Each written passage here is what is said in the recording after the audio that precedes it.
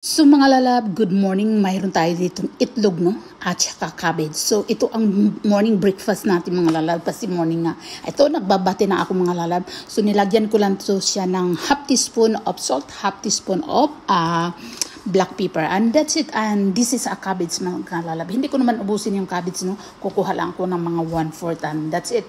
Slicein mo lang na siyang maliliit at saka itong onion. And then that's it mga lalab. Hindi na ako naglagay ng garlic. Isuti lang natin siya, no? Ang gulay lahat, no? Ayan, maglagay muna ako ng konti and later konti, no? A little bit. Pero mas mabuti sigurong isuti ko na lang ang lahat mga lalab, no?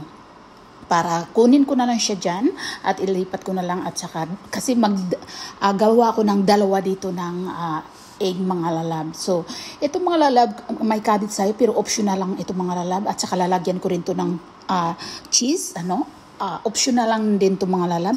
Ito kasi para itong pancake mga lalabi ang ginagawa natin, no? Easy lang to mga lalab. Walang 6 to 8 minutes, no? Or 10 minutes.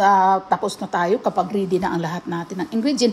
Ang ingredient naman natin ito, dalawang ano lang. O yan, o malapit pang. Mas mabuti pang anuhin na lang natin ang plates, no? Parang hindi siya mabasag. Ayan mga lalab.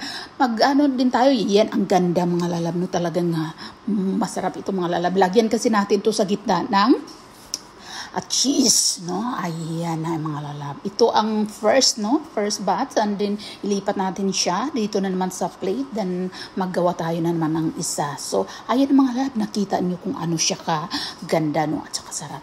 Ayun lang mga lalab, ayun na may cheese na tayo. Mag-ready tayo ng cheese. Ayan na, dahan-dahan lang natin para hindi mabasag. Ayan, magiging chef na tayo. So, kumuha ako lang malaki ng kudkuran mga lalab, no? Kasi hindi kaya doon sa isa. Ayan mga lalab, marami na tayong cheese dyan nalagay. Kanina pa ako nalulusaw na. Ayan, itakip natin sa taas ang yung isa, no? Para itong pancake mga lalabi, ito na mga lalab, nakita ninyo kung ano siya kayalo at ganda.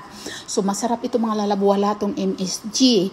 Kumain tayo ng masustansya at iyan na protein at saka vegetables mga lalab.